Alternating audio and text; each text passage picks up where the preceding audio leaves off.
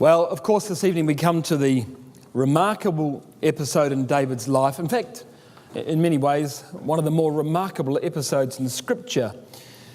The day a woman single-handedly stopped an army, restraining David and stopping him from committing an act which would have been a grievous and regrettable sin. An offence so serious, in fact, that it would have plagued him and been a grief of heart to him for the rest of his life. Without a shadow of a doubt, this is the story of a virtuous woman, a woman of industry, of intelligence, of marvellous spiritual perception. This, of course, is the story of Abigail, the wife of Nabal, which we find before us in 1 Samuel chapter 25. And if you come with me to 1 Samuel 25 verse 1, this is how the story begins. It tells us in the first verse of the chapter that Samuel died, and all the Israelites were gathered together and lamented him and buried him in his house at Ramah. And David arose and went down into the wilderness of Paran. And it's difficult to appreciate, I think, just how David might have felt at the death of Samuel. I mean, Samuel in many ways was his father in the truth, wasn't he? Way back in chapter 16, anointed him. And it had been an enormous tower of strength to Samuel, enormous tower of strength to David as David fled from Saul those many years in the wilderness. Samuel was the one who had given David a vision of the truth that David never even dreamed of. Who in his early days, Samuel's that is, early days, began to collect money for the temple that would be built way distantly in the future, many years after his death. Who discussed with David the appointment of singers and Levites when David's kingdom was finally established. All of these things Samuel spent talking to David about, and now he's dead. And not only is he dead, and with him the great, perhaps, vision that he had given David, but Samuel also was the only person alive who had any break, if that could be what there was, on Saul's behaviour. I mean, Saul had a very different relationship to Samuel than what David had. Samuel loved him as a brother and as a father in the truth. Saul feared him as a superstitious spiritual figure that might be able to rain down evil upon him. But nevertheless, for good or ill, Samuel did have some control over Saul, and now even that was gone. What would the future hold? The last word, by the way, in the first verse of this chapter appears to be a translational error. It says that David went to the wilderness of Paran. Well, the wilderness of Paran is way down in the Sinai Peninsula. It appears more likely to be the wilderness of Maon, as you see in the second line of verse 2. There was a man in Maon. David has been already in the wilderness of Maon. You read that across the page in chapter 23 and verse 25, the very last couple of lines. Saul pursued David in the wilderness of Maon. So that appears to be, in fact, the more correct rendering of the last word of verse 1 of chapter 25. But you can imagine now what this means to David. In journeyings oft, in perils of robbers, in perils by my own countrymen, in perils by the heathen, in perils in the city, in perils in the wilderness, in perils among false brethren. This must be exactly what David will be feeling as now Samuel's dead.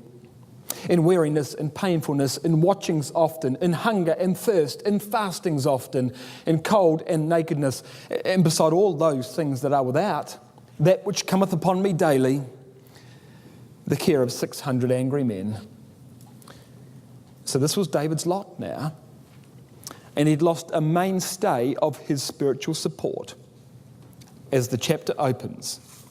And I think the chapter opens probably with this little fact about Samuel, just so that we appreciate that David is not in an emotionally strong moment of his life.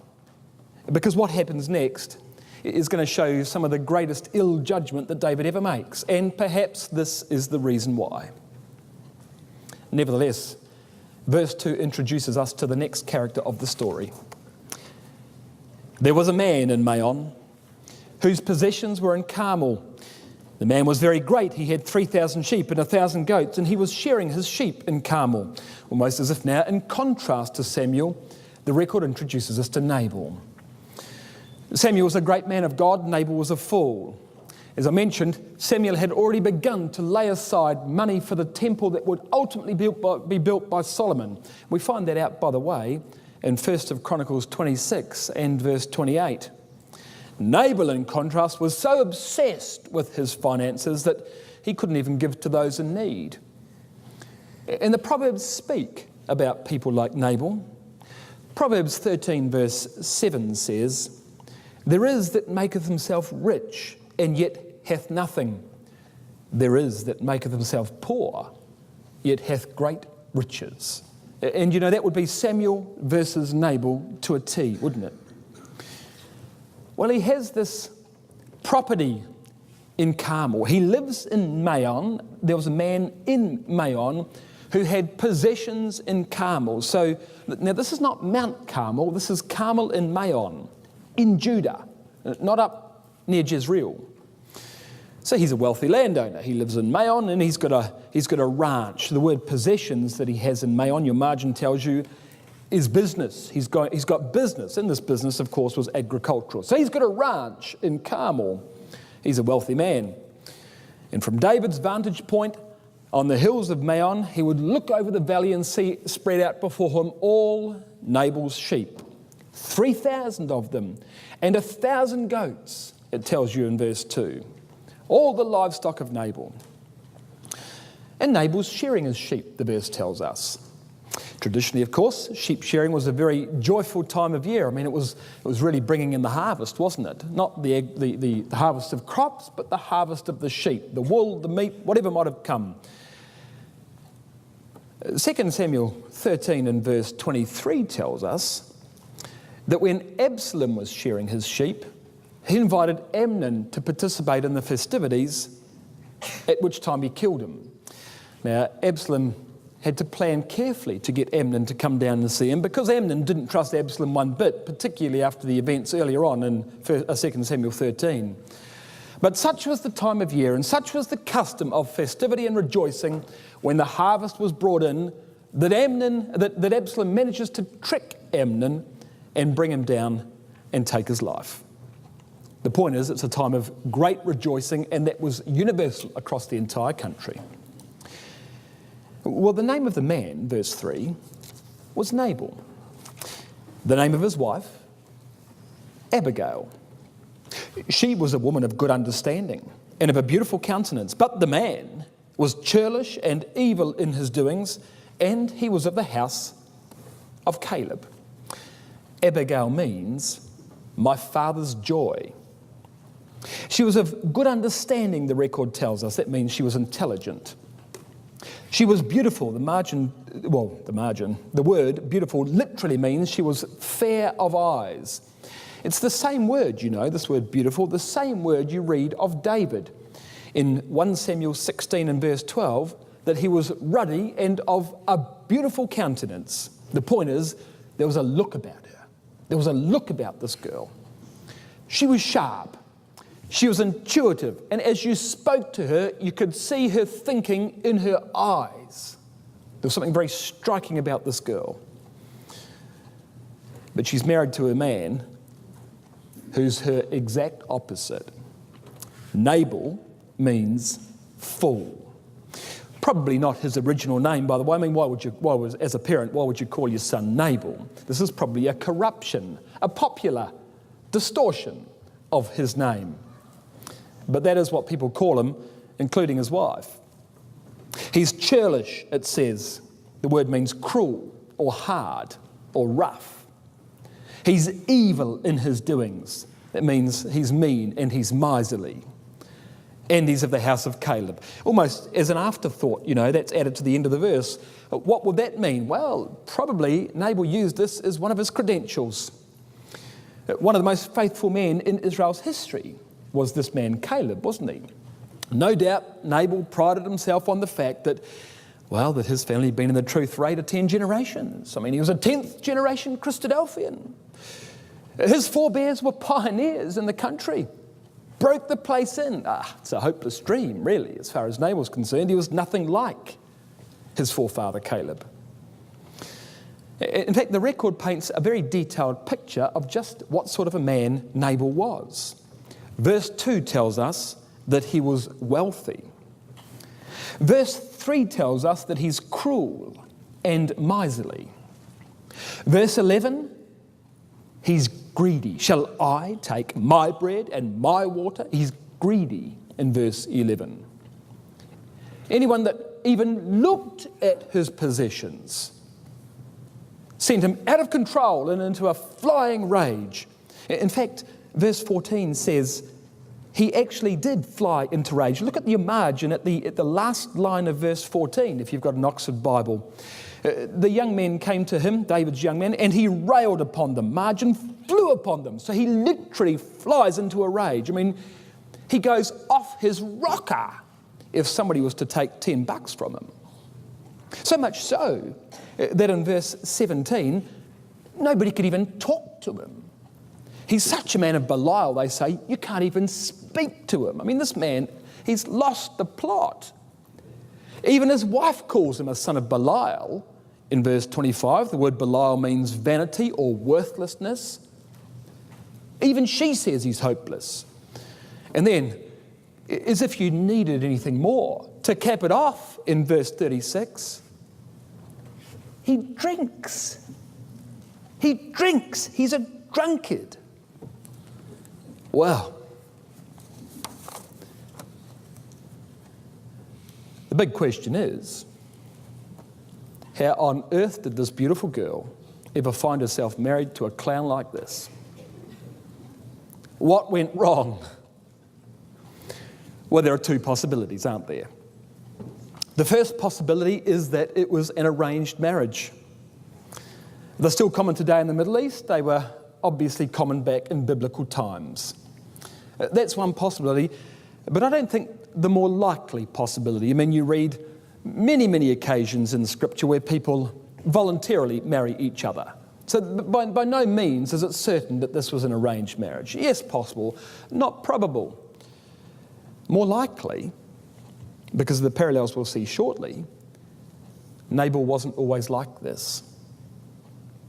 Psalm 52 verse 7 says this, Lo, this is the man that made this is the man that made not God his strength, but trusted in the abundance of his riches and strengthened himself in his wickedness.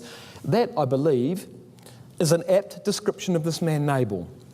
He made not God his strength, but trusted in his riches and strengthened himself in his wickedness. And there's a mighty lesson here. He was probably a young lad, Nabal, with a decent head on his shoulders. I mean, he's quite smart. He's going to university. He's doing a course in finance. A course in finance, a professional sort of a degree, which is going to lead somewhere, not just excuse me if this is you, a course in English literature, which, well, perhaps you become a school teacher with that. Perhaps that does lead somewhere, but pick a course that leads nowhere. He's got something to him. And he's going to become a businessman. Comes from a good family, been in the truth 10 generations, who's had his good principles about him, a sensible sort of man, quite careful with his money, quite conservative in that regard, has potential. At maybe 22 years old, has enormous potential. And on the strength of that, he marries a good wife who also has great potential. The problem is that, as far as he was concerned, was as far as it went. Young men, think about this. If you're not serious, young brethren, if you're not serious Bible students, by the time you're in your early 20s, you're probably never going to be serious Bible students. Because in your early 20s, you really forge the kind of person you're going to be for the rest of your life. You're old enough to be independent, young enough to still have a lot of doors open to you. I mean, if you've only just started your career. So you're setting forth on the path that's going to become what you are for the rest of your life. And if Bible study is not a big part of that, then I'm going to suggest it probably never will be. And you could be doing finance at university or some sensible course, and a godly young sister marries you expecting that you're going to be a great leader of your family for the future. The problem is you can't marry potential. And girls, if you're of that sort of age where you're looking at young lads who appear to have potential, let's see some runs on the board. Let's see if they can deliver anything. It may be that they're doing a sensible career. It may be that they're studious as far as study is concerned. It may be that all they really want to be is good businessmen. I mean, it's something worth thinking about, isn't it? And as a parent of girls, I think about that sort of thing. I mean, I don't know what I'd be doing if I lived here. I suppose if I lived in Texas, I'd be buying a shotgun and sitting on my rocking chair on the porch. I don't know. Is that what they... Oh, they probably don't do that in the truth. But it's worthy of considerable thought, because your girls can't just marry potential. And the same with young girls. Young girls are not going to be the ones in the ecclesia who are speakers. But how much work is done in ecclesial life off the platform? Even the speakers do at least as much work off the platform as they do on the platform. And you think about when the family comes along, just what the balance of power is in the family. The fact of the matter is this: the husband is responsible for the spiritual direction of the family. And he might set the standards of the family and the direction of the family, but without all question, the wife sets the tone of the family.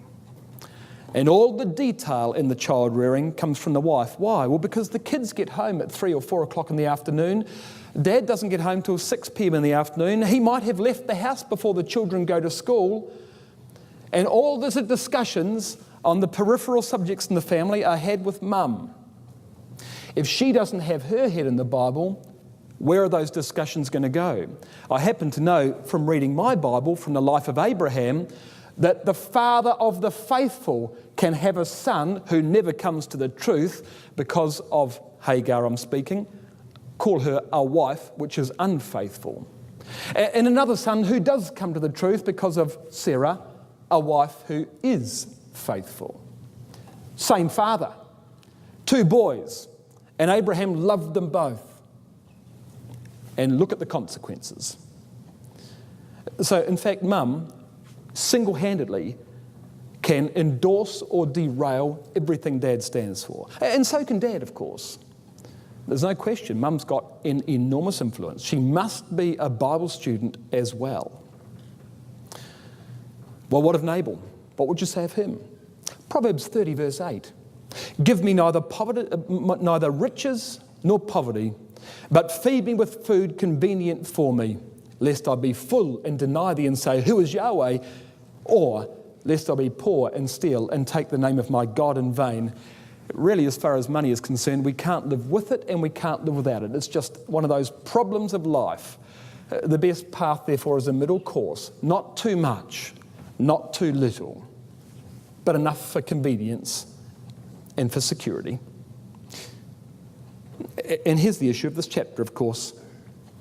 A rich man versus a poor man. Nabal versus David. One who says, who is Yahweh, because the whole world revolves around him, and the other who's in continual need, is about to raise an army to commit sin and blaspheme everything he stands for because he's poor. He's not going to steal, but he's about to take the name of God in vain. Verse 4. And David heard in the wilderness that Nabal did shear his sheep, and David sent out 10 young men. And David said unto the young men, get you up to Carmel and go to Nabal and greet him in my name. Young men. Now, listen, these young men aren't 10 years old. They're not just kids. They were soldiers in David's army. They'd come from the cave of Adullam where David had collected this band of men. But the point that the verse is making, I believe, is that they weren't the intimidating sort of soldiers in David's army. I mean, there were men, well, let's be frank, There were men in the cave of Adullam with David who you wouldn't send to the door of a stranger if you wanted to make a good impression. That's the fact of the matter, isn't it? How much food do you think David's 600 men would have required each day? His entire sustenance is coming from raids against the Philistines and the Canaanite tribes in southern Judah. That's where he's getting his livelihood from. And now he's done a good service to Nabal. Now, of course, there's no contract between Nabal and David, but it is the time of sheep shearing, and David is looking for recognition. Verse 7. I've heard, say these young men, that thou hast shearers. Now thy shepherds which were with us, we hurt them not, neither was there aught missing with them, unto them, all the while that we were in Carmel. Ask thy young men, they say, they will show thee. Wherefore let the young men, that is David's young men, find favour in thine eyes, for we come in a good day. Give, I pray thee, whatsoever cometh to thine hand unto thy servants and to thy son David. It was a fair request. As I say, under no circumstances could you say that Nabal has a legal obligation to David to pay wages. But David's efforts had saved Nabal a considerable sum of money. So you might say that there is a certain moral obligation here. This is a bumper harvest for Nabal because he hasn't lost, well, there hasn't been the normal shrinkage that Nabal might otherwise have seen any other year. In fact, it tells us in verse 16 of this chapter that David's men were a wall around Nabal's property. Nothing got in or out without their say-so. And here's Nabal now tallying up the increase of the year, counting the livestock, weighing the wool. David's come to Nabal, verse 8 says, in a good day, a day of rejoicing, a day of celebration, a day when men, frankly, ought to be generous for the blessings of God. And the young men deliver this message. And look at the answer, verse 10. Nabal answered David's servants and said, Who is David? And who is the son of Jesse? There be many servants nowadays that break away every man from his master. Who is David? Not that Nabal had never heard who David was. What he means by that statement is, who does David think he is? There be many servants, he says, nowadays that break away every man from his master, a reference to the fact that David was a servant of Saul who has run away. So this is quite a slur that Nabal makes. Verse 11, shall I then take my bread and my water and my flesh that I have killed for my shearers and give it to men whom I know not whence they be, he says. Oh, so there's a lot to talk about here, isn't there? At the very least Nabal could have done would be to have shown gratitude. Proverbs 3 verse 27. Withhold not good from them to whom it is due when it is in the power of thine hand to do it. Say not to thy neighbour, go and come again, and tomorrow I will give thee, when thou hast it by thee. And he's just harvested the sheep and he has it by him, a bumper crop like he's never seen before. Easy, you know, easy in the heat of the moment to forget the source of all our blessings and to withhold what we should freely give. And we're not just talking about money. It may be that we don't have a lot of money personally, but we have time, we have advice. Our gift might be as simple as giving devout attention to a conversation from someone much younger than us. That might be the only reward they're looking for, is undivided attention. Some of these things are free to give. And sometimes we don't even give that. You know, I've found in my life, I don't have really young children anymore. But the fact of the matter is I might be in the study. I mean, I work from home. So I'm in the study for my job. I'm in the study, you know, I'm in the study all day, I'm in the study all night. Now, you're thinking of the rich fool of the New Testament. But you come back one page, or 2 pages, to chapter 22 and verse 8. Nabal's comment strongly reminiscent of a comment by another man in the life of David. And in 1 Samuel 22 verse 8 it says this, Saul, Jonathan has helped has helped David rather, and David has escaped from Saul. And in verse 8 it tells us, that all of you have conspired against me, and there's none that showeth me that my son's made a league with the son of Jesse, and there's none of you that's sorry for me, or shows me that my servant is against me to lie in wait as at this day. It's all about me in this verse. Just as in verse 11 of chapter 25, it's all about I. You see, and there's an enormous parallel, in fact, between Nabal and Saul. They're both men who are completely consumed by themselves, and everything's always everyone else's fault. And no one has mercy on them. No one ever considers their feelings. Well, that was what Nabal's like. That was what Saul was like. Now, here's the interesting thing. 1 Samuel chapter 24, where Saul is chasing David, is an almost duplicate chapter to 1 Samuel chapter 26, where Saul is chasing David. In chapter 24, David's hiding in a cave at En-Gedi. Saul comes in, cuts off a piece of his robe. Saul leaves the cave, and David shouts to him from the top of a hill that he's spared his life. And in chapter 24 and verse 17, Saul says, "David, thou art more righteous than I." In chapter 26, a very, very similar thing happens. David, however, a different place, different time. This time David's hiding in the hill of Hachilah. Saul's camping down in the valley. We talked about it only a couple of nights ago. In the middle of the night, David and Abishai go down and they steal Saul's spear and his water bottle. And from the top of the hill, David shouts down to Saul again. And Saul shouts back up to David and says in chapter 26 and verse 21, "I've sinned, David. Return unto me, my son David, my son." So you see these two parallel chapters, and sandwiched in between them is chapter 25, the story we're reading here, about David's deliverance of Nabal. Why? Can you see where this is heading? Chapter 24 and chapter 26 are parallels, and chapter 25 is sandwiched between them. Why is that? Well, here's why. Here's Nabal in comparison to Saul. Both of them, both Nabal and Saul, speak of David as their son. They both say, "Who's the son of Jesse?" They both say that they have rewarded David evil for good. Either Nabal says that or Abigail says that David has been rewarded evil for good. Saul said that too. Nabal and Saul were both about to be slain. Saul is a fool. Nabal means fool. Vengeance is God's, David says to his men, and Abigail says to David. Both of them, of course, have feasts fit for a king. Nabal's got a place in Carmel. Do you know, back in chapter 15 and verse 12, Saul built himself a pillar, a memorial in Carmel. He, in a manner of speaking, also had a place in Carmel. Me, you've just read it in verse 11 of this chapter.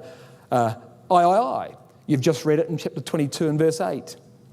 Both were smitten by God. God killed both of them, and both committed idolatry, inasmuch as Colossians 3 verse 5 says that covetousness is idolatry.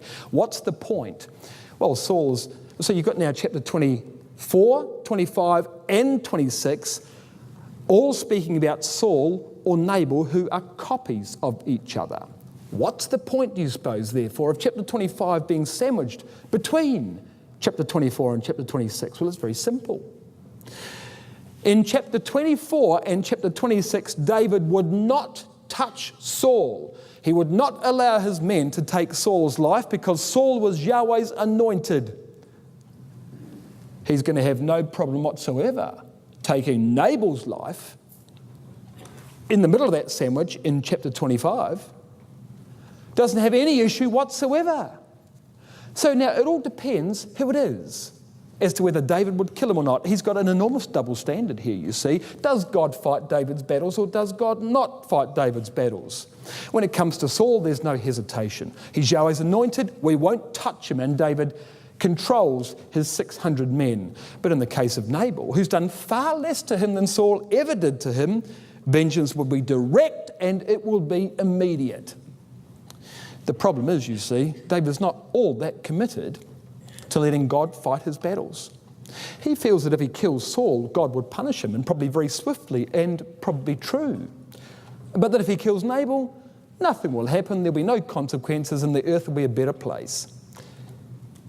He doesn't really accept the fact that vengeance is God's. And he's got to learn to keep a principle because he loves God and not just because he fears the consequences. There would have been consequences if he killed Yahweh's anointed. He thinks there's going to be no consequence if he kills Nabal. Not true. Not true. But pause and just reflect upon the fact of verse 1 of this chapter. Samuel has died. David's not thinking perhaps as clearly as he ought to. I'm saying that might be a reason. That's not an excuse, but I think that's why the verse is there.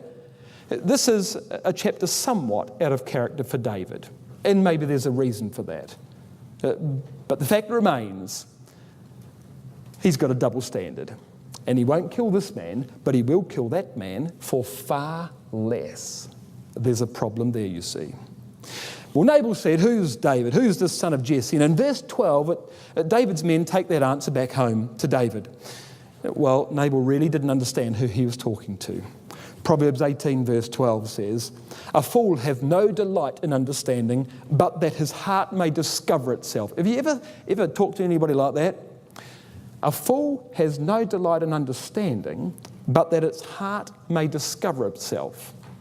This is someone who learns by talking out loud. They teach themselves things by talking out loud. Unbelievable. And they're impressed that they've learned something once they've had this conversation with themselves. Who's David? Some runaway slave scuttling about the back of the desert with 600 refugees? He thinks that sounds good. He's very brave as he stands in the door, the threshold of his house and shouts at these young men. Don't turn it up, but listen to this. This is who he's talking to.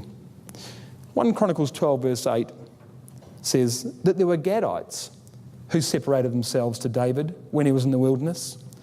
Men of might, men of war, fit for the battle, who could handle shield and buckler, whose faces were like the faces of lions, who were swift as roes upon the mountains. These were men that swam the Jordan in flood and put to flight soldiers on the other side. The least of them was already captain over 100, and the greatest over 1,000. Now go and tell them they're not worth a cracker, and get off my property. Good luck with that. We know David's response in verse 13. David said unto his men, gird on every man his sword, and they girded on every man his sword. And David also girded on his sword, and there went up after David about 400 men, and 200 abode by the stuff that is their supplies. This is just what those men had been waiting for. They've been deprived of the execution of Saul in chapter 24 of 1 Samuel. They delivered Keilah in chapter 23, and they had been betrayed. These men are disgruntled men by very recent events. David is emotionally unstable by even more recent events. And now they've worked diligently for this landowner, asked for a small favour, and all they get is an insult. Well, David's furious. That's it, he says. Get your swords on. Well, you can imagine Abishai and Joab saying, nothing like breathing fresh air. I mean, Joab's the man who fills his boots with blood. This would have been a pleasure to go and deal with this problem, and he wouldn't have even raised a sweat on someone like Joab. And there's 400 with him. Not one objection, by the way. Not one of David's 400 men thought better of this. Not one of David's ecclesia thought that this might be unwise, and perhaps we should pause and consider, and perhaps make it a matter of prayer to see perhaps what we should do. What kind of friends are they? Brothers, if I was going to go and take action against somebody like this, my true friends would be saying, don't even think about it. David doesn't appear to have friends like that, at least in this chapter. Not one protest. And David's about to commit a serious offence. Proverbs 14 verse 29. He that is slow to wrath is of great understanding, but he that is hasty of spirit exalteth folly. Exalteth folly. Proverbs 29 verse 20 Seest thou a man hasty in his words? There is more hope of a fool than him. Who's the fool now? In 1 Samuel 25. Who's the fool now? Amazing, isn't it? Well, while all that's happening, of course, there is pandemonium back at Nabal's house. He might have had no idea who he was talking to, but the servants knew very well who he was talking to. And they rush now and they tell Nabal's wife, you can't talk to Nabal, verse 17 says. So they go to Abigail, they'll tell her the whole story. Abigail, sit down, we've got a serious problem. These soldiers came. You've seen them around there on the perimeter. Yeah, that's right. They asked for food. Nabal flew into rage. He did what he normally does. Sit down, slow down. Okay. He insulted them. He shouted at them. But they were good to us. Day and night they were good to us. We've lost nothing. We would have lost dozens and dozens of sheep. Not one has gone. And there were hundreds of them, Abigail. There were hundreds of them all around us like this. And Abigail, you want to see them? We're done for. It's hopeless. They're going to come back. Well, Abigail took those words very, very seriously. In verse 18 it tells us she made haste. She took 200 loaves and 2 bottles of wine, 5 sheep ready dressed, 5 measures of parched corn, 100 clusters of raisins, 200 cakes of figs, and laid them on asses. That's not bad, lying around in the pantry. I mean, this is a family that's not short of money. There's an enormous harvest here. He's not just farming sheep, he's got a lot of money, this fellow. Notice, by the way, 2 bottles of wine. How far would that go amongst 400 men, or 600 men for that matter? Those are a little bit of icing on the top for David. She knows what wine can do to men. She's got one in her own house. So she gives enough to feed a small army and 2 bottles of wine for the boss. Not silly, is she? Not silly. Verse 19, she said to her servants, go on before me. Behold, I'll come after you. Where have you heard that before? David's coming with 400 men. Where have you heard that before?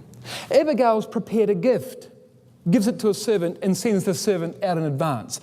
Where have you heard that before? There was a man way back in Genesis who had a problem with his brother. And Jacob insulted Esau, who said, I'm going to kill Jacob. Jacob was now rich, and he sends messengers to Esau and finds that Esau's coming after him with 400 men. Jacob is utterly petrified because he knows he is no match for his brother. Jacob prays for deliverance and then takes a present for Esau and sends the present out in front with servants, one course after another with his servants, and he brings up the rear with the children. He meets Esau and he bows to the ground, and Esau, of all people, accepts the gift, and they part, well, I want to say friends, but they part at least on good terms. Well, there's the parallel. And you can see in that parallel where David fits. Can't you? David is doing exactly what Esau would do.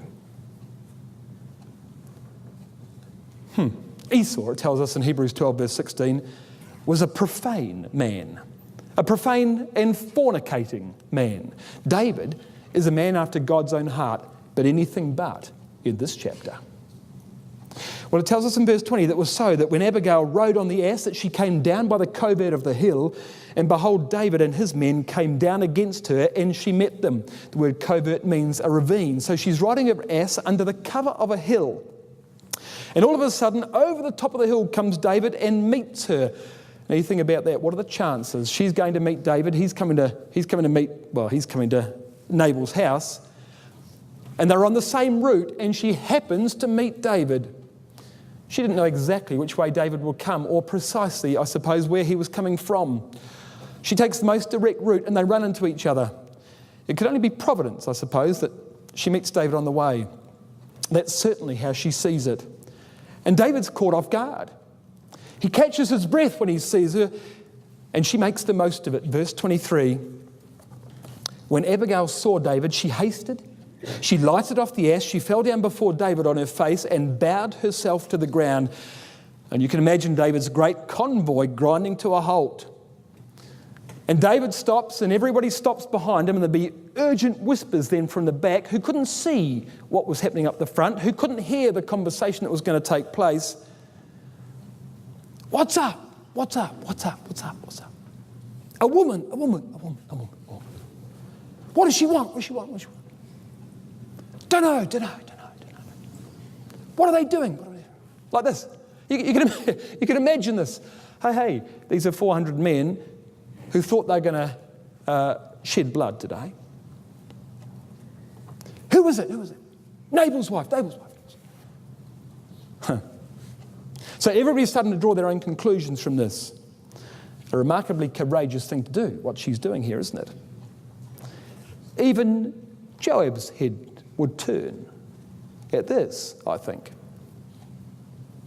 She fell at his feet, verse 24, and said, upon me, my Lord, upon me let this iniquity be. Let thine handmaid, I pray thee, speak in thine audience and hear the words of thine handmaid. My Lord. 14 times in this chapter she calls David Lord. This is the beginning of her great plea. And the first point she makes here is it's all her fault. If you want to blame somebody, blame me. You want to punish somebody, punish me, she says. You know, one of the commentaries I read when I first looked at the subject suggested that she gets by using all her womanly charm with David. That she takes the responsibility and she puts David in the position, therefore, of killing a beautiful and defenseless woman.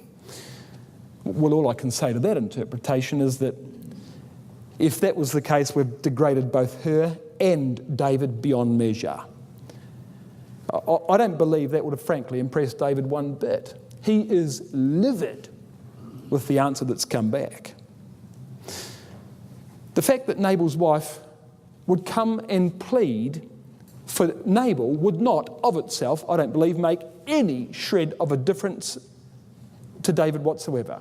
And if it was left to David's men, they might well have killed her as well, because they did plan to execute the entire household. David would be more likely to think that Nabal had put her up to it, in which case even he might take her life. No, if that's all there was to it, I think that would backfire terribly. Her success in this matter is based completely upon her appreciation of the Bible. Look at verse 25. Let not my Lord, I pray thee, regard this man of Belial, even Nabal, for as his name is, so is he. Nabal is his name, and folly is with him. But I, thine handmaid, saw not the young men of my Lord whom thou didst send. My husband's a fool, she said. Of course, this is a play on his name. The Hebrew is poetic. Fool is his name and folly is with him. That's like saying Brutus is his name and he is a brute. I didn't see the young men. So now she tells David why he should blame her. She wasn't keeping an eye on her husband. I mean, he needs watching 24/7. He's prone to these outbursts, you see. And she's obviously in the practice of running the household and keeping him happy in his own little world, counting coins on the desk, and she takes care of all the serious business of life. No doubt at this time she was busy organising the festivities of sheep shearing. She's got more than enough things to do. Late nights, early mornings, shuttling back and forth between Maon and Carmel, and this falls through the cracks, and she wasn't there to answer the door when David's men came. Well, it's my fault, she says. I should have thought more about that. And now the real strength of her argument emerges. Verse 26. Now therefore, my Lord, As Yahweh liveth, and as thy soul liveth, seeing Yahweh hath withholden thee from coming to shed blood, and from avenging thyself with thine own hand, now let thine enemies and they that seek evil to my Lord be as Nabal. Yahweh's withholden thee. Now, actually nothing's happened. All that's happened is that David has stopped on the path with 400 angry men behind him. But she's saying that this meeting's providential. Yahweh has withholden. That's immediately how she interprets this meeting. You've got enemies, David. Up until now, you have never avenged yourself on any of them because you know that vengeance is God's. David, I've also got an enemy. I'm married to him. But he's not your enemy, David. He'll never attack you. He's just a fool. And God will deal with him like he deals with all fools in his time. Proverbs 26 verse 10, the great God that formeth all things, both rewardeth the fool and rewardeth transgressors. Yahweh shall deal with him in due course. It's in God's hand, David. And may all your enemies be as weak a threat to you as Nabal is. But that'll depend on God and not on you, David. And David would think about that later, you know. Nabal is Saul. Saul is Nabal. I wouldn't touch Saul, but I would touch Nabal. And on what basis would this double standard occur in my life? Only because I'm not as faithful to the commandments in my consistency as I ought to be. How come Saul hasn't ever caught up with me yet? Only because God stopped him. And perhaps if I'd killed Nabal, who really was completely defenseless, then God might let Saul get me too. And Saul could kill me. I could kill the Nabal who's defenseless and find myself face to face with the other Nabal who's really not so defenseless. In verse 27, she asks them to accept the present she brings. And in verse 28, she says, I pray thee, forgive the trespass of thine handmaid, for Yahweh will certainly make my Lord a sure house, because my Lord fighteth the battles of Yahweh, and evil hath not been found in thee all thy days. God will make you a sure house. Unbelievable.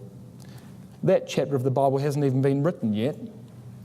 It's 2 Samuel chapter 7 in the promises to David, where David finds out from God that God will make him a sure house. She already says it here.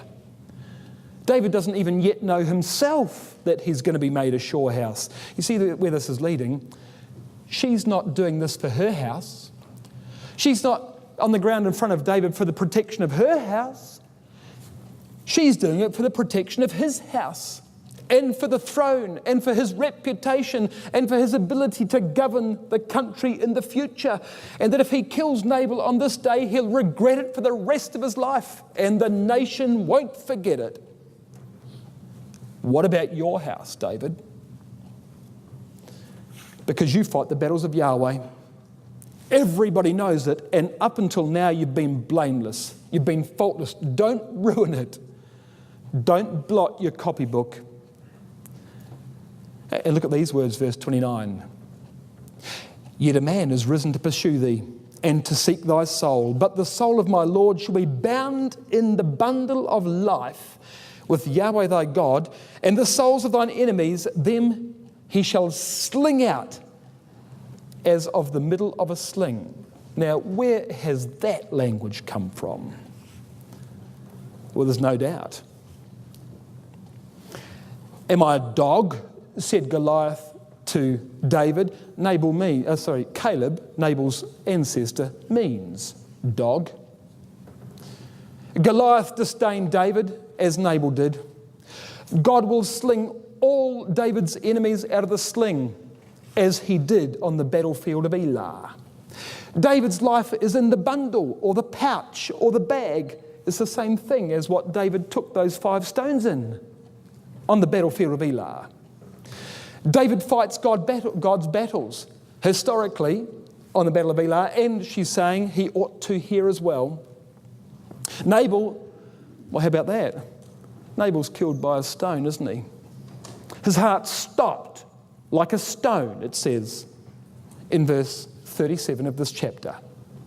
And wickedness returns upon Nabal's own head, exactly as it did metaphorically with Goliath. And the consequence of the whole transaction in the battlefield of Elah was that David receives a wife, the daughter of Saul, as he does here. Remarkable. What's the point? Jonathan wasn't the only one that was mightily impressed with David's conduct on the battlefield of Elah when he killed Goliath.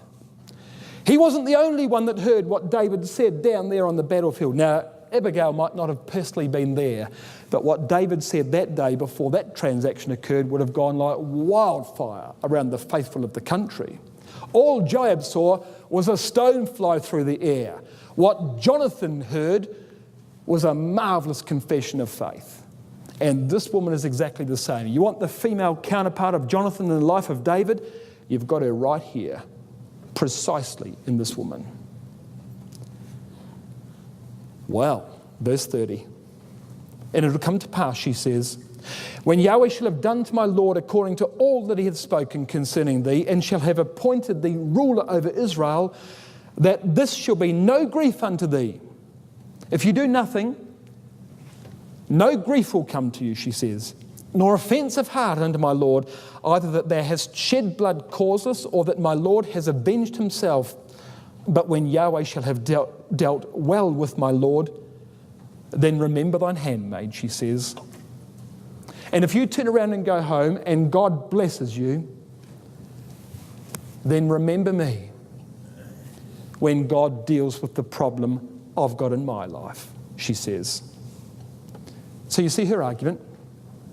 God has providentially intervened in this matter between you and me. It's my fault. I should have been watching my husband, she says, more closely. Please accept this gift. And as for you, God's going to make you a sure house. You're going to be king over Israel. You're going to destroy all your enemies. It all began in the valley of Elah. We all know about that, David. Everything God has spoken concerning you will happen just as he said. Don't ruin it now. Astounding. Absolutely astounding. Another commentator I read suggested that her knowledge was so great and her faith so mature that she must have had contact with the schools of the prophets. Well, that might very well be so. But look how she concludes in verse 31, the end of verse 31. And when Yahweh has dealt well with my Lord, then remember thine handmaid. Do you know, that is exactly what Jonathan said in chapter 20 and verse 15. When Yahweh has cut off all your enemies, David, then remember me, he says. Well, what can David say? He's rebuked, he's encouraged, he's humbled. He's just received one of the greatest and most illuminating exhortations of his entire lifetime, and the soft word has turned away wrath. And verse 32 says that David said to Abigail, blessed be Yahweh God of Israel, which sent thee this day to meet me. He's personally honest. And despite how this looked in front of 400 men, there's the greatness of David. Righto, fellas, let's go home. Let's go home. We're done here. And so they did. Personal honesty from David. He committed the sins, but at the end of the day, he was an honest man and honest with himself. And let me tell you, if we're going to overcome sin, any of us, any sin in our lives, it all begins with personal honesty. If we're not honest with ourselves, it stops there. He was honest, personally. Proverbs 9 verse 9. Give instruction to a wise man, and he will be yet wiser. Teach a just man, and he will increase in his learning. But Abigail's job's not done yet. Verse 36. Abigail came to Nabal, so she goes home as well. Comes to Nabal, and behold, he held a feast in his house, like the feast of a king. And Nabal's heart was merry within him, and he was very drunken. Wherefore she told him nothing more or less until the morning light. Of course, he's incoherent. She can't speak to him. So she gets home, and he's inebriated. Probably been drinking for most of the day, so that even if he was able to have defended himself against David, he would have been in no condition to have done so if the soldiers had come to the door. And he's having the feast of a king, it tells us in verse 36. Look at that. David asked if he could spare something. He asks this man if he could spare something. He was a man that feasted like a king and rejected the legitimate request of the future king. And here's King Sin eating and drinking, for tomorrow he dies, isn't it? Verse 37. It came to pass in the morning, when the wine was gone out of Nabal, and his wife had told him these things, that his heart died within him, and he became as a stone. And it came to pass about 10 days after that Yahweh smote Nabal, that he died. He had a stroke, didn't he? Went into a coma, never revived. And Jesus picks up the story in Luke chapter 12 and verse 19, the parable of the rich fool. Soul, thou hast much goods laid up for many years. Take thine ease, eat, drink, and be merry. Relax, soul. You've worked hard, soul. You deserve this, soul. Treat yourself, soul. Have pity on yourself, soul. Jesus said, you've got to love Yahweh with your heart, soul, mind, and strength. Jesus himself poured out his soul unto death. But God says to the man of the parable, this day thy soul shall be required of thee. The solution Jesus gives to that problem is lay up treasure in heaven. Don't lay it up on earth. It'll kill you. Well, the news comes to David, of course. The picture's now completed. Verse 32, blessed be Yahweh, he says, for sending Abigail. Verse 33, blessed be Abigail for restraining me. Verse 39, blessed be Yahweh for his justice. Proverbs 20 and verse 22, say not thou, I will recompense evil, but wait on Yahweh and he will save thee. It's exactly what's happened. And so the inevitable occurs, doesn't it, in verse 40. When the servants of David were come to Abigail to Carmel, they spake to her, saying, David sent us unto thee to take thee to him to wife. So David now asks Abigail to marry him. And of course, in verse 41, she accepts the invitation, but her acceptance wasn't without a certain degree of sacrifice. Think about this. What is she marrying here? In Nabal's house, she had security. She had a good income. She had everything money could buy and servants to run after her. She's going to forsake the treasures of sin for a season and go and marry a fugitive running around in the desert, sleeping in caves, isn't she? To suffer affliction, as it were, with the people of God. She gave it all away. She gave it all away. Verse 44 tells us that Saul, in the meantime, had given David's first wife, Michal, his daughter, to Phalti, the son of Laish, which was at Galim. This is the girl, remember, in Michal, who could never leave the baubles of office, could she? She could never leave the accoutrements of the house of Saul, who loved the luxury that fame and fortune brought her and wouldn't even set a foot into the wilderness to follow David. So you've got two women from wealthy backgrounds. One has no problem leaving it behind and marrying David. The other woman has an enormous problem. She was happy to send David down the wall on the end of a piece of rope and then lie to her father, which further imperiled David's life. Very different girls, these two. Very, very different girls. Will I show you how it ends? They have a son, David and Abigail. They have a son. And you read of that in 2 Samuel chapter 3. Unto David sons were born in Hebron.